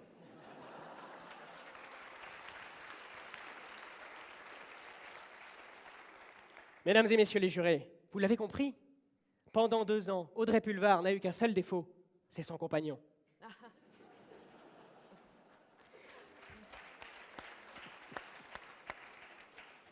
Et c'est alors qu'elle eut une révélation, comme une évidence. S'enfuir, l'abandonner pour reprendre sa liberté. Audrey me le confia d'ailleurs tout net. J'en pouvais plus, il m'énervait, bref, je pouvais plus le var. Elle informa alors la presse de leur rupture par l'envoi d'un simple SMS, comme un écho au trait sarkozyen. Si tu reviens, j'annule tout. Là, elle était enfin débarrassée de ses chaînes et pouvait reprendre sa seule vraie passion, être à la pointe d'un journalisme combatif et libre. Car ne vous y trompez pas, Audrey Pulvar n'est pas celle qu'a tenté de vous dépeindre l'avocat général. À entendre les réquisitions de l'accusation, on finirait en effet par s'imaginer que les journées d'Audrey Pulvar sont une vaste suite de clichés sur les journalistes bobos. Voici d'ailleurs pour un peu le récit d'une journée d'Audrey Pulvar telle que la fantasme l'accusation. 10 heures. Encore épuisé par la soirée du caviar pour le Darfour, organisée la veille par Bernard-Henri Lévy,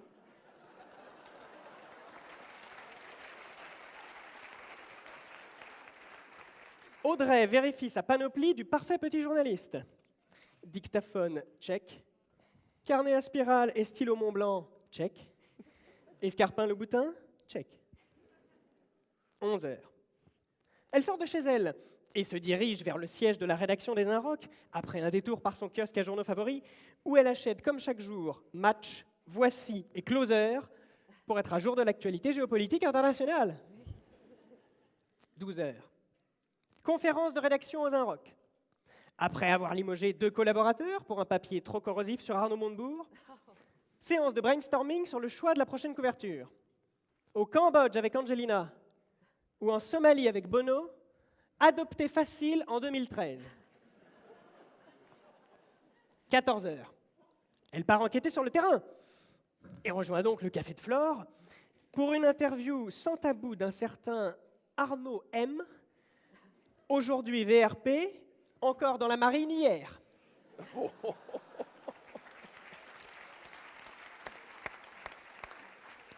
16 heures.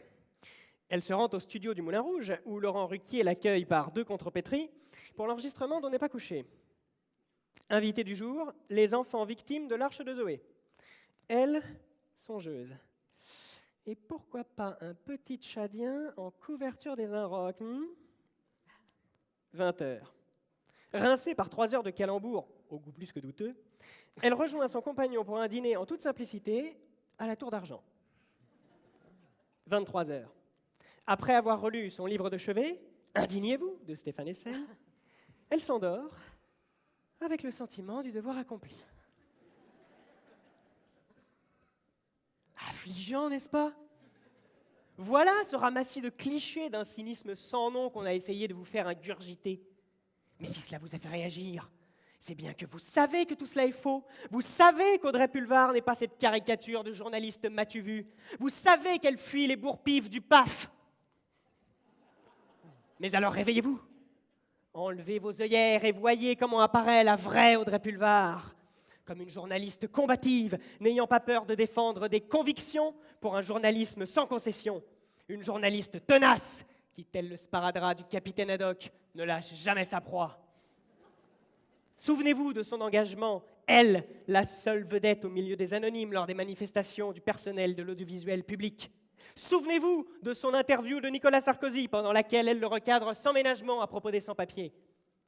Et l'on ose venir nous parler d'une fausse journaliste ?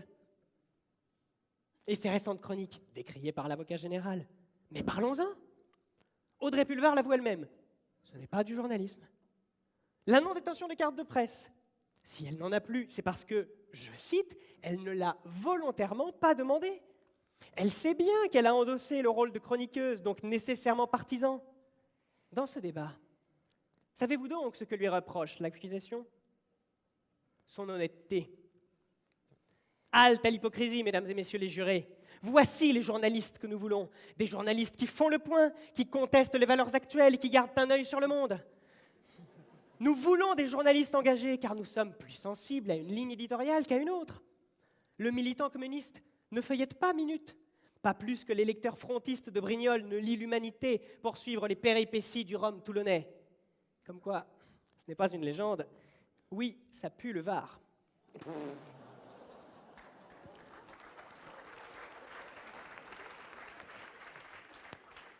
Mais non. Au lieu de reconnaître les qualités journalistiques évidentes d'Audrey Pulvar, voyez ce que vous avez retenu sur elle. Voyez à quoi vous et l'accusation avez réduit Audrey Pulvar. Une simple paire de binocles. Ah, les lunettes d'Audrey Pulvar. Objet de fantasme pour certains, objet de scandale pour d'autres. En ces temps de disette, c'est leur prix qui fit parler. 15 000 € selon la police, 3 300 selon l'intéressé. 3 300 €? Mais laissez-moi rire. Une paille pour nous autres avocats d'affaires, nous les marchands du temple sans scrupules. Comme me le répète souvent mon maître à penser en la matière, Philippe-Henri Dutheil, associé de mon cabinet et accessoirement ancien bâtonnier, Maxime, mais quand à 26 ans, on n'a pas une Rolex, on a quand même raté sa vie.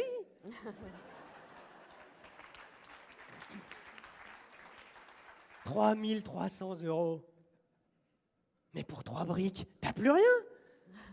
Tenez, mes propres lunettes.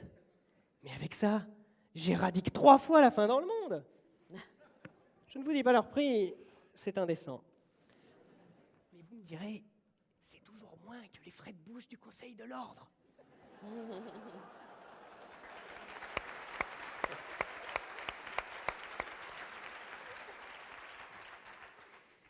Notons également que l'accusation, dans son infinie bonté pour Audrey, a passé sous silence la 2e paire en promotion à 1 000 €.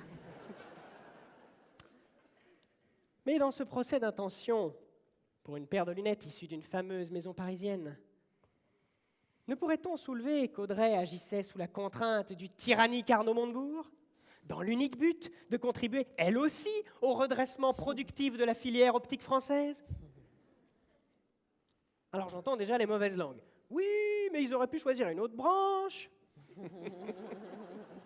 Bon, je l'avoue, je suis un peu dur avec ce cher Arnaud. Après tout, Arnaud Montebourg ne fait rien, mais il le fait avec ténacité. Allons. Restons tout de même beaux joueurs et souhaitons que 2014 soit pour lui une bonne année, ou plutôt, comme on dit dans mon cabinet, une goudière.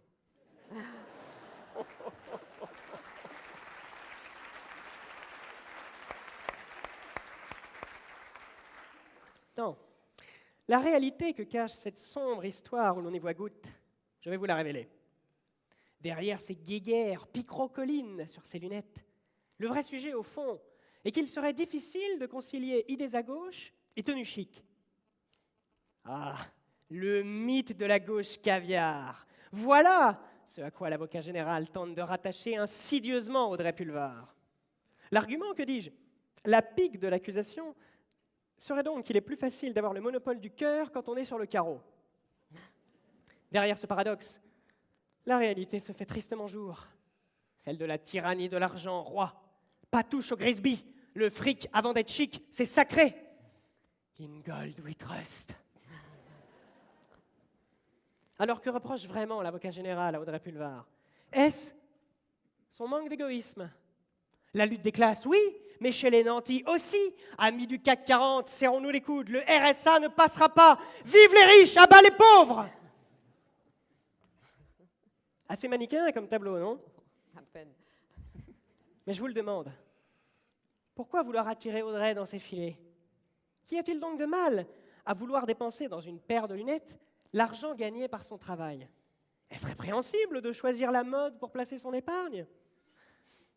Avertement vilipendé, vuit-on, l'accusation tenterait-elle de se faire la police de l'esprit, le caporal, le mage de nos pensées? Son credo, pas de quartier pour l'Uniqlo de consolation de ces dames. Et qu'on arrête de venir nous rebattre les oreilles avec cette prétendue duplicité avec le monde des riches. Selon l'accusation, Audrey Pulvar aurait cédé aux sirènes du grand capital en passant du service public à Direct 8 et se rendrait désormais complice d'un abrutissement des masses. Mais là encore, je répondrais ineptie, calomnie. Mesdames et messieurs les jurés, je me ferai partiellement ce soir l'avocat du diable, qui, comme l'avocat général, s'habille en Prada. Comme quoi, on est toujours le riche de quelqu'un, en vous avouant qu'au fond, je partage son opinion audiovisuelle, tout du moins jusqu'à un certain point. Je vous appelle cependant solennellement à ne pas suivre de trop bon cœur cet argumentaire servi sur un plateau, fût-il télévisuel. Oui, la caricature de télévision que vous a dépeinte l'accusation nuit à la santé des téléspectateurs. Oui, une certaine forme de télévision rend bête et avilie. Mais qui jugez-vous ce soir? S'agit-il du procès de la récente chroniqueuse de Direct 8? Ou bien s'agit-il de juger celle qui fut pendant des années la présentatrice d'un journal d'information à la qualité sans faille? Déjà, je le sens, dans vos esprits, le doute s'installe.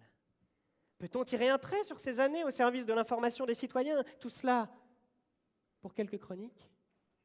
Trancher ce débat de la manière dont tente de le faire l'avocat général, c'est faire preuve de la même étroitesse d'esprit que les émissions et le public qu'elles se plaît à conspuer. Alors j'en appelle à votre bon sens.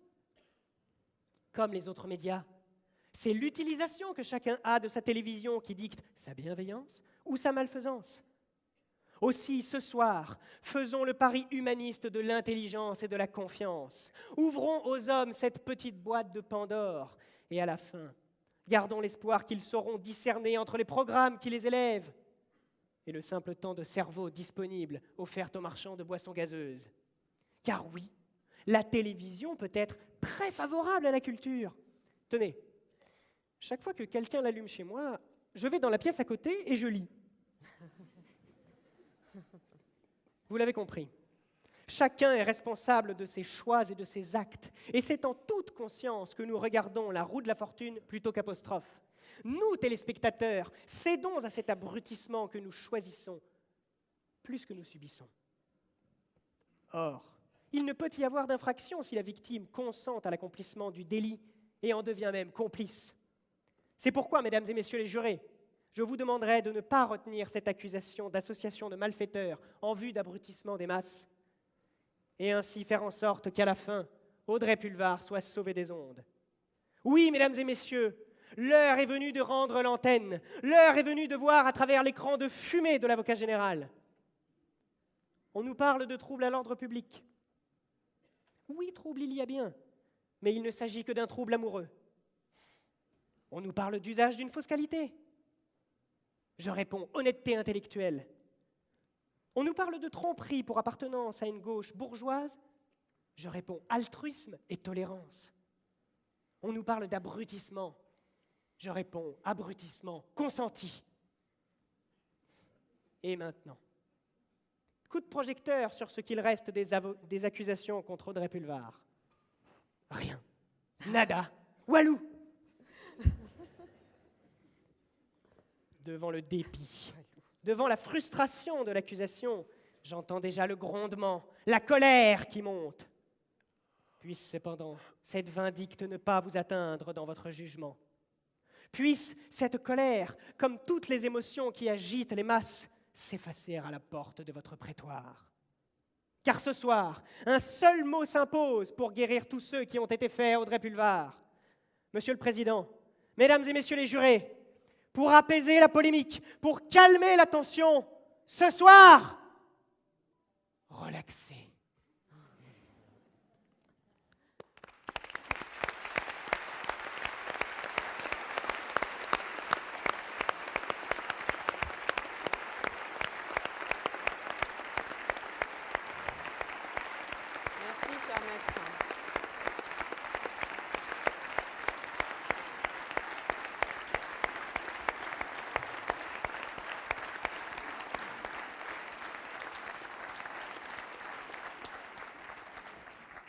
Madame Audrey Pulvar, selon la règle, la parole revient à l'accusé en dernier. Avez-vous quelque chose à ajouter pour votre défense?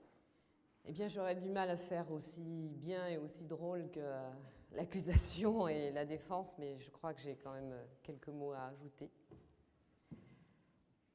D'abord, bonsoir à tous, merci de m'accueillir ici.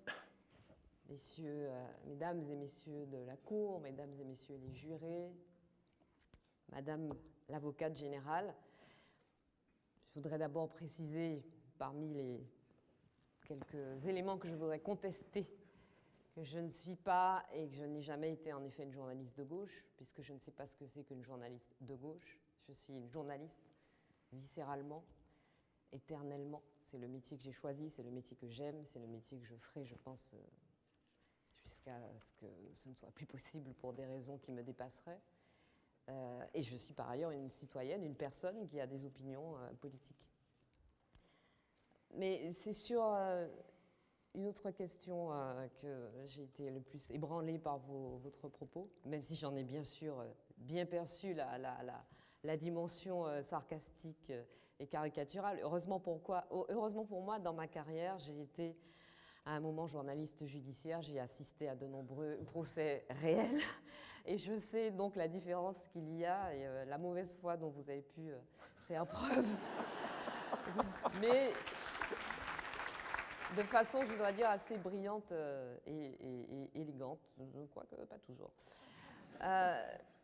Moi, je voulais simplement vous dire que le combat des femmes pour la maîtrise de leur vie, de leur liberté, de leur destin et de leur corps, habeas corpus, la propriété de son corps, c'est un combat qui n'est pas achevé. Et que depuis des siècles et des siècles, il a été mené contre les déterminismes, contre les stéréotypes, contre les assignations, contre des procès en sorcellerie pour pulsions sexuelles prétendument déplacées, contre les condamnations au bûcher ou à l'asile psychiatrique, la mort en asile psychiatrique, pour avoir osé dire non, pour avoir osé lever le poing, pour avoir osé bousculer un ordre établi, la plupart du temps par une tradition ou par des textes sacrés, ou un ordre établi par la force, par la brutalité. C'est une longue traversée que des milliards de femmes qui sont nos aînés, nos ancêtres, ont faite avant nous, et elles nous ont légué les étapes, les progrès de ces combats. Et c'est un legs qui nous oblige, je le considère en tout cas, je considère que c'est un legs qui nous oblige et que c'est un combat sabotage. C'est un combat quotidien. C'est un homme qui a au son, je pense. C'est un combat quotidien et la carrière que vous menez et que je vous souhaite la plus remplie de succès et la plus longue possible, et votre vie de femme vous le démontreront. C'est tous les jours qu'il faut se battre pour être considéré à l'égal de l'homme, égal en ambition, égal en aspiration, égal en autorité, en exercice de l'autorité, en exercice de la responsabilité, et égal en droit à l'erreur aussi. Et je crois que cette égalité se conquiert évidemment par l'éducation, évidemment par l'intellect, mais aussi par la propriété de soi et la propriété de son corps. Et en vous entendant tout à l'heure, j'ai compris que je répondais ce soir non seulement de mes opinions ou de certains faits de journalisme, mais aussi peut-être de ma filiation, mais encore, et ça ne lasse de m'étonner parce que ce n'est pas la première fois que ce reproche m'est fait, je devais répondre de mes choix vestimentaires ou capillaires. Alors je voudrais savoir au nom de quel déterminisme une femme noire ne pourrait pas vouloir s'habiller en tailleur strict et faire un chignon ou se faire un brushing, mesdames et messieurs d'ailleurs, parce que les hommes aussi se font faire des brushings parfois. Et au nom de quelle magie de la cause à effet, la longueur ou l'absence de longueur d'une jupe ou la profondeur d'un décolleté pourrait oblitérer, abolir la personne en moi pour faire surgir une prostituée, puisque c'est bien comme ça que j'ai compris la référence à mon arrivée qui se devait discrète à l'hôtel Georges V. Bon, est-ce que dans votre échelle de valeur, une femme qui assume son sex-appeal serait forcément illégitime? Je ne le crois pas. Je ne le crois pas. Je crois au contraire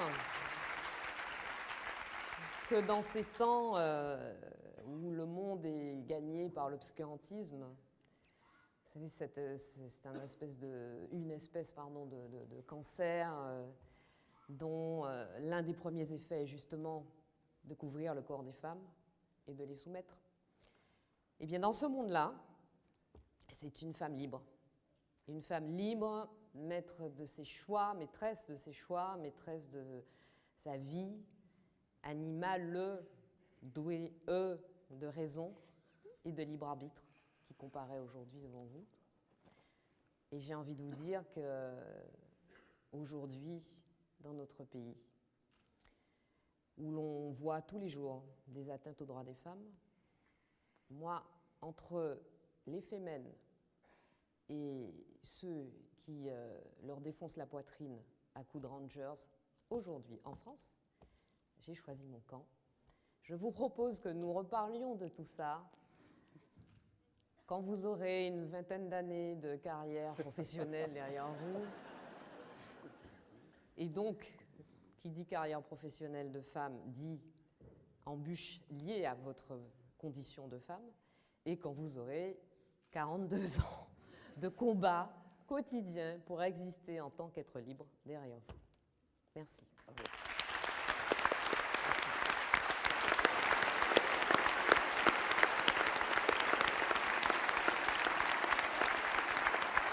Merci Charlotte. Je ne sais pas si votre défense suffit. Le jury va se retirer pour délibérer.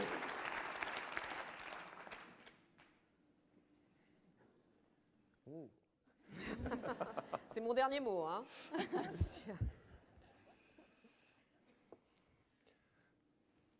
La délibération a été très longue, comme vous pouvez voir.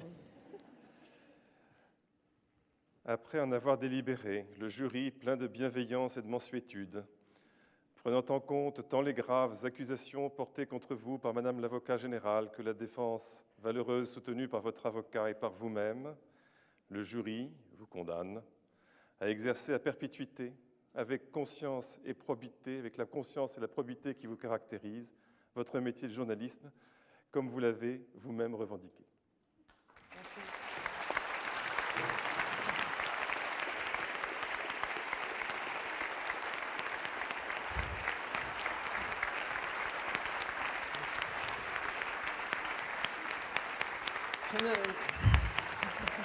En vous remerciant de vous être prêté avec humour et gentillesse à cette parodie de procès, je ne ferai pas appel de la décision. Hein. Allez, sans appel.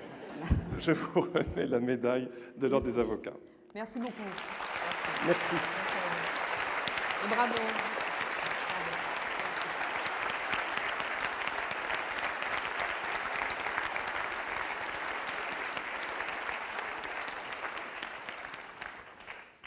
Mesdames et messieurs, chers amis, avant de nous retrouver dans le foyer du théâtre pour une autre forme de réjouissance, je tenais à adresser des remerciements à tous ceux qui ont concouru à la réussite de cette soirée, et en particulier à tout seigneur, tout honneur à nos mécènes. Je nommerai Aon, l'ex-base, la Cité Générale, le CIC, les éditions Dalloz, les éditions Francis Lefebvre, aux organisateurs, à l'équipe de CAEVA, mais également aux membres du secrétariat général de l'Ordre, en la personne de Béatrice Vaujour, Anne-Marie Crotty et Judith Parker.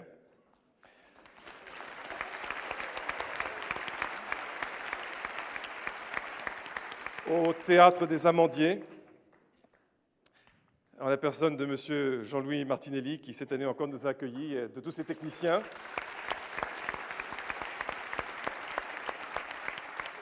Je ne peux pas évoquer le Théâtre des Amandiers sans saluer la mémoire de Patrice Chéreau, récemment et trop tôt disparu, qui a contribué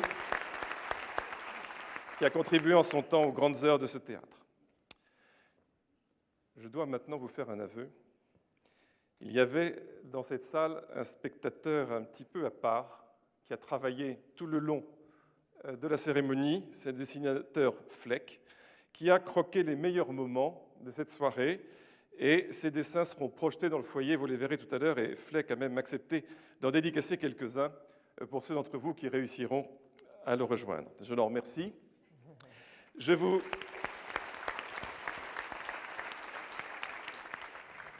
vous indique que quelques exemplaires du rapport 2013 de l'Observatoire mondial des droits de la défense et des droits des avocats dans le monde sont à votre disposition à la sortie de cette salle. Je vous remercie et je vous souhaite une très bonne soirée.